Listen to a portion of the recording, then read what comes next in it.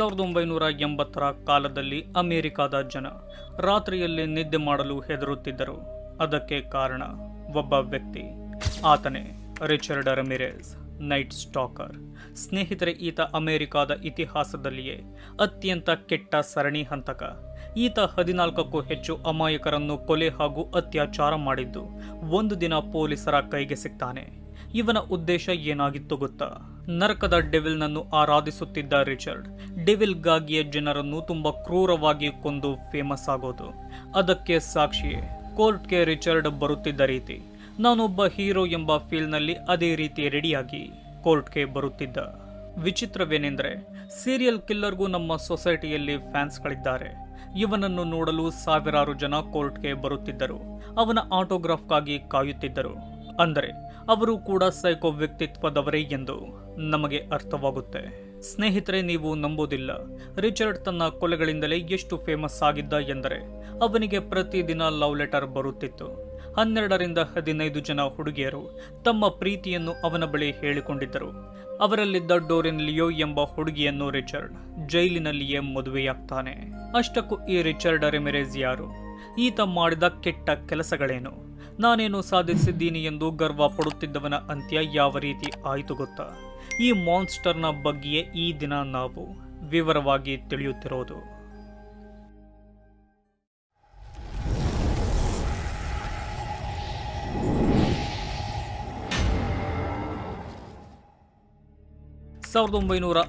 February 29 ಟೆಕ್ಸಾಸ್ನ L ಪೈಸೋದಲ್ಲಿ ಹುಟ್ಟೋ 5 ಜನರಲ್ಲಿ ಕೊನೆಯ ಮಗನೇ ರಿಚರ್ಡ್ ರಮಿರೆಜ್. ಇವನ ತಾಯಿ ಒಂದು ಬೂಟ್ ಫ್ಯಾಕ್ಟರಿಯಲ್ಲಿ ಕೆಲಸ ಮಾಡುತ್ತಿರುತ್ತಾರೆ. ಇವನ ತಂದೆ ಜೂಲಿಯನ್ ರೈಲ್ವೆ ಡಿಪಾರ್ಟ್ಮೆಂಟ್ನಲ್ಲಿ ಕೆಲಸ ಮಾಡುತ್ತಿದ್ದು ಈತ ತುಂಬಾ ವೈಲೆಂಟ್ ಆದ ವ್ಯಕ್ತಿಯಾಗಿರ್ತಾನೆ. ತಂದೆ ತಾಯಿ ಇಬ್ಬರು ಕೂಡ ಕೆಲಸಕ್ಕೋಗುತ್ತಿದ್ದ ಕಾರಣ ರಿಚರ್ಡ್ಗೆ ತಂದೆ ತಾಯಿಯ ಸರಿಯಾದ ಪ್ರೀತಿ ಸಿಗೋದಿಲ್ಲ. ರಿಚರ್ಡ್ 2 ವರ್ಷದವನಿದ್ದಾಗ ಮಲಗಿದ್ದಾಗ ಅವನ ತಲೆಯ ಮೇಲೆ ಒಂದು ರೇಡಿಯೋ ಬಿದ್ದಿರುತ್ತೆ. ಅದರಿಂದ ದೊಡ್ಡ ಗಾಯವಾಗಿ ಹಾಸ್ಪಿಟಲ್ಗೆ ಸೇರಿಸ್ತಾರೆ. ತಲೆಯ ಮೇಲೆ 30 ಸ್ಟಿಚ್ಗಳು ಬೀಳುತ್ತೆ. ಹೀಗೆ ರಿಚರ್ಡ್ 3 ವರ್ಷದವನಿದ್ದಾಗ ಪ್ರಜ್ಞೆ ತಪ್ತಾನೆ. ಸ್ಕೂಲ್ನಲ್ಲಿರುವಾಗ ಸೀಜರ್ಗಳು ಅಟ್ಯಾಕ್ ಆಗುತ್ತೆ. ಎಪಿಲೆಪ್ಸಿ ಪೇಷಂಟ್ ಆಗ್ತಾನೆ. ಇದಕ್ಕೆಲ್ಲ ಕಾರಣ ರಿಚರ್ಡ್ಗಾಗಿದ್ದ ಹೆಡ್ ಇಂಜುರಿ. ರಿಚರ್ಡ್ 12ನೇ ವರ್ಷದವನಾಗಿದ್ದಾಗ ವಿಯೆಟ್ನಾಂ ಯುದ್ಧಕ್ಕೆ ಹೋಗಿದ್ದ ಅವನ ಕಸಿನ್ ಆದ ಮೈಕ್ ಮನೆಗೆ ಬರ್ತಾನೆ. ಸ್ನೇಹಿತರೆ, ಈತ ಬರದೆ ಅದೇ ಯುದ್ಧದಲ್ಲಿ ಸತ್ತು ಹೋಗಿದ್ದರೆ ರಿಚರ್ಡ್ ಒಳ್ಳೆಯ ವ್ಯಕ್ತಿಯಾಗಿ ಬದುಕುತ್ತಿದ್ದ. ಹೇಗೆಂದು ನಮಗೆ ಮುಂದೆ ಗೊತ್ತಾಗುತ್ತೆ. ಹೀಗೆ ಬಂದ ಮೈಕ್ ಪೋಲೋರೈಡ್ ಕ್ಯಾಮ್ರಾದಲ್ಲಿ ತೆಗೆದ ವಿಯೆಟ್ನಾಂ ಯುದ್ಧದ ಫೋಟೋಗಳನ್ನು ರಿಚರ್ಡ್ಗೆ ತೋರಿಸ್ತಾನೆ. ಅದರಲ್ಲಿದ್ದು ಕೊಲೆ ಹಾಗೂ ಅತ್ಯಾಚಾರದ ಫೋಟೋಗಳು. ಇದನ್ನೆಲ್ಲ ಮೈಕೆ ಮಾಡಿರ್ತಾನೆ. ಸ್ನೇಹಿತರೆ, ಈತ 70ಕ್ಕೂ ಹೆಚ್ಚು ವಿಯೆಟ್ನಾಮೀಸ್ ಮಹಿಳೆಯರನ್ನು ಅತ್ಯಾಚಾರ ಮಾಡಿ ಕೊಲೆ ಮಾಡಿದ್ದರ ಬಗ್ಗೆ ಎಲ್ಲ ರಿಚರ್ಡ್ಗೆ ತುಂಬಾ ಗರ್ವದಿಂದ ಹೇಳುತ್ತಿದ್ದ. ಅವನ ಮಾತನ್ನು ಕೇಳುತ್ತಿದ್ದ ರಿಚರ್ಡ್ಗೆ ಅಂತಹ ವಿಷಯಗಳ ಮೇಲೆ ಆಸಕ್ತಿ ಹೆಚ್ಚಾಗುತ್ತೆ. ಹೆಚ್ಚು ಸಮಯವನ್ನು ರಿಚರ್ಡ್ ಮೈಕ್ನ ಜೊತೆಯೇ ಕಳಿತಾನೆ. ಈ ಸಮಯದಲ್ಲಿ ಮೈಕ್ ಯಾವ ಕೆಲಸಕ್ಕೂ ಹೋಗದೆ ಯುದ್ಧ ಹೇಗೆ ಮಾಡಬೇಕು, ಚಾಕುವನ್ನು ಹೇಗೆ ಯೂಸ್ ಮಾಡಿ ಯಾವ ರೀತಿ ಜನರನ್ನು ಕೊಲ್ಲಬೇಕೆಂದು ರಿಚರ್ಡ್ಗೆ ಹೇಳಿಕೊಡ್ತಾನೆ. ರಿಚರ್ಡ್ನ ಒಳಗೆ ಒಬ್ಬ ಸೈಕೋ ವ್ಯಕ್ತಿಯನ್ನು ಮೈಕ್ ಹುಟ್ಟು ಹಾಕ್ತಾನೆ. ಈ ವಿಷಯ ಮೈಕ್ನ ಹೆಂಡತಿಯಾದ ಜೆಮಿಗೆ ಇಷ್ಟವಾಗಲ್ಲ. ಇದೇ ವಿಷಯಕ್ಕೆ ಅವರ ಮಧ್ಯೆ ದೊಡ್ಡ ಜಗಳ ಆಗಿ ಮೈಕ್ ತನ್ನ ಬಳಿಯಿದ್ದ ಗನ್ನಿಂದ ಜೆಮಿಗೆ ಶೂಟ್ ಮಾಡಿ ಸಾಯಿಸಿ ಬಿಡ್ತಾನೆ. ಅದು ಕೂಡ ರಿಚರ್ಡ್ನ ಮುಂದೆಯೇ. ಅವಳ ರಕ್ತ ರಿಚರ್ಡ್ನ ಮೇಲೆ ಚೆಲ್ಲುತ್ತೆ. ಮೈಕ್ನನ್ನು ಅರೆಸ್ಟ್ ಮಾಡಲಾಗುತ್ತೆ. ಇದನ್ನೆಲ್ಲ ನೋಡಿದ ರಿಚರ್ಡ್ ಪುನಃ ನಾರ್ಮಲ್ ಆಗೋದೇ ಇಲ್ಲ. 1973 ರಿಚರ್ಡ್ ವೈಲೆಂಟ್ ಆದ ಕೆಟ್ಟ ಸ್ಟೋರಿಗಳ ಮ್ಯಾಗಝಿನ್ಗಳನ್ನು ಓದಲು ಶುರು ಮಾಡ್ತಾನೆ. ಇದರಿಂದ ಸ್ಟಡಿ ಮೇಲೆ ಅವನ ಇಂಟ್ರೆಸ್ಟ್ ಕಮ್ಮಿಯಾಗುತ್ತೆ. ಎಕ್ಸಾಮ್ಗಳಲ್ಲಿ ಮಾರ್ಕ್ಸ್ ಕಡಿಮೆ ತೆಗೆಯುತ್ತಿದ್ದ ಕಾರಣ ಅವನ ತಂದೆ ರಿಚರ್ಡ್ಗೆ ಅತಿಯಾಗಿ ಹೊಡೆದು ಸ್ಮಶಾನದಲ್ಲಿ ಕಟ್ಟಿ ಹಾಕಿ ಪನಿಷ್ಮೆಂಟ್ ಕೊಡ್ತಾರೆ. ಅಲ್ಲಿಂದ ತಪ್ಪಿಸಿಕೊಳ್ಳೋ ರಿಚರ್ಡ್ ನೇರವಾಗಿ ಹೋಗೋದು ಅವನ ಅಕ್ಕನ ಮನೆಗೆ. ಅಲ್ಲಿಯೇ ಇರಲು ಶುರು ಮಾಡ್ತಾನೆ.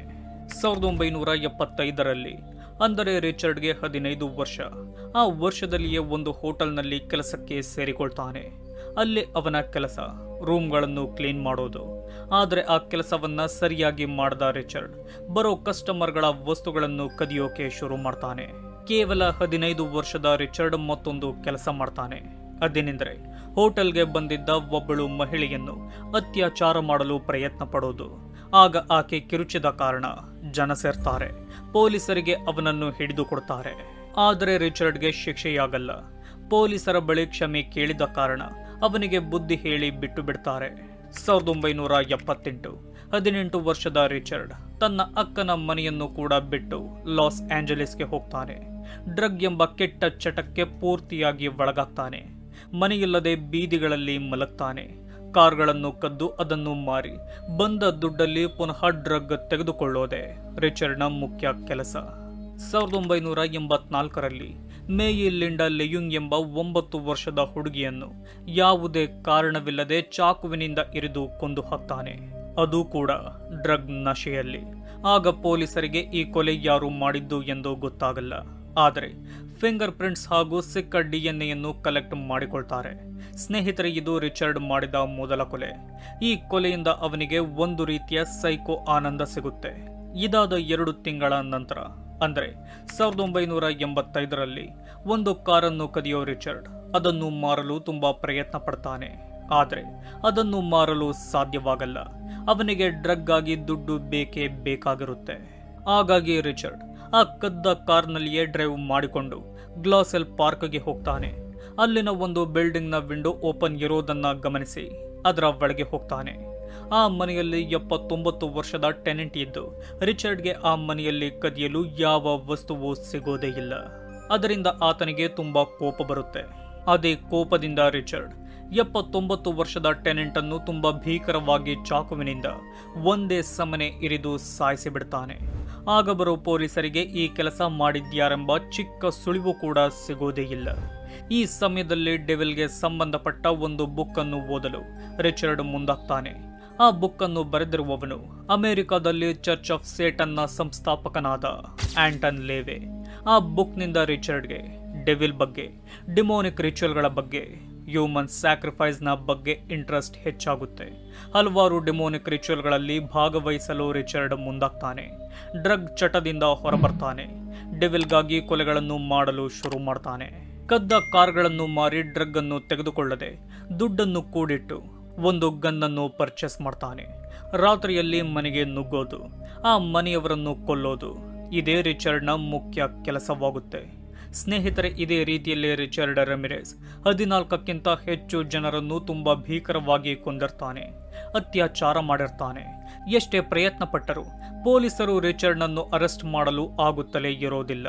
1985ರಲ್ಲಿ ಅಂದರೆ ರಿಚರ್ಡ್ಗೆ 25 ವರ್ಷ ಇರುವಾಗ ಕೊನೆಗೂ ಅವನನ್ನು ಹಿಡಿದು ಅರೆಸ್ಟ್ ಮಾಡ್ತಾರೆ. ಅಷ್ಟೊತ್ತಿಗೆ ತನ್ನ ಕೊಲೆಗಳಿಂದಲೇ ರಿಚರ್ಡ್ ಫೇಮಸ್ ಆಗಿರ್ತಾನೆ. ಆಗಲೇ ರಿಚರ್ಡ್ಗೆ ನೈಟ್ ಸ್ಟಾಕರ್ ಎಂದು ಹೆಸರು ಬರುತ್ತೆ, ಅಂದರೆ ರಾತ್ರಿಯಲ್ಲಿ ಹಿಂಬಾಲಿಸುವವನು ಎಂದು. ಹೀಗೆ 1989ರಲ್ಲಿ ರಿಚರ್ಡ್ ಗ್ಯಾಸ್ ಚೇಂಬರ್ನಲ್ಲಿ ಸಾಯುವ ಮರಣ ದಂಡನೆಯ ಶಿಕ್ಷೆಯಾಗುತ್ತೆ. ಇಂತಹ ಕೃತ್ಯಗಳನ್ನು ಮಾಡುತ್ತಿದ್ದ ರಿಚರ್ಡ್ನನ್ನು ನೋಡಲು ಜನರು ಕೋರ್ಟ್ನ ಮುಂದೆ ತುಂಬುತ್ತಿದ್ದರು. ಅವರಲ್ಲಿ ಮ್ಯಾಗಝಿನ್ ಎಡಿಟರ್ ಆದ ಡೋರಿನ್ ಲಿಯೋಯ್ ರಿಚರ್ಡ್ನನ್ನು ಪ್ರೀತಿ ಮಾಡ್ತಾಳೆ. ರಿಚರ್ಡ್ ಯಾವ ತಪ್ಪನ್ನು ಮಾಡಿಲ್ಲ, ಅವನು ಇನೋಸೆಂಟ್ ಎಂದು ಅವನನ್ನು ಹೊರಗೆ ತರಲು ತುಂಬಾ ಪ್ರಯತ್ನ ಪಡ್ತಾಳೆ. ರಿಚರ್ಡ್ಗೆ 75 ಲವ್ ಲೆಟರ್ಗಳನ್ನು ಬರೆದು ಕಳಿಸಿರ್ತಾಳೆ. ನನ್ನನ್ನು ಕೂಡ ಕೇರ್ ಮಾಡಲು ಒಬ್ಬಳಿದ್ದಾಳೆ ಎಂದು ತಿಳಿದ ರಿಚರ್ಡ್ ಅವಳನ್ನು ಪ್ರೀತಿ ಮಾಡಲು ಶುರು ಮಾಡ್ತಾನೆ. ಮರಣದಂಡನೆಯ ಶಿಕ್ಷೆಯ ನಡುವೆಯೂ ರಿಚರ್ಡ್ ಆಕೆಯನ್ನು ಮದುವೆಯಾಗ್ತಾನೆ. ಡೋರಿನ್ ಏನೇ ಮಾಡಿದರೂ, ಎಷ್ಟೇ ಮೇಲ್ಮನವಿ ಸಲ್ಲಿಸಿದರೂ ಏನು ಕೂಡ ಉಪಯೋಗ ಆಗೋದೇ ಇಲ್ಲ. ರಿಚರ್ಡ್ ಮರಣ ದಂಡನೆಗೆ ಒಳಗಾಗೋದು ಫಿಕ್ಸ್ ಆಗಿರುತ್ತೆ. 2013 ಆದರೂ ಆ ಶಿಕ್ಷೆ ಇನ್ನೂ ಸಿಕ್ಕಿರೋದಿಲ್ಲ. ಮತ್ತೊಂದು ವಿಷಯವೇನೆಂದರೆ, ಆ ಶಿಕ್ಷೆಯಿಂದ ರಿಚರ್ಡ್ನ ಸಾವೇ ಆಗಲ್ಲ, ಅವನ ಸಾವು ಬೇರೆ ರೀತಿಯಲ್ಲಾಗುತ್ತೆ. ಸ್ನೇಹಿತರೆ, ರಿಚರ್ಡ್ಗೆ ಲಿಂಫೋಮಾ ಎಂಬ ಕ್ಯಾನ್ಸರ್ ಕಾಯಿಲೆ ಇತ್ತು.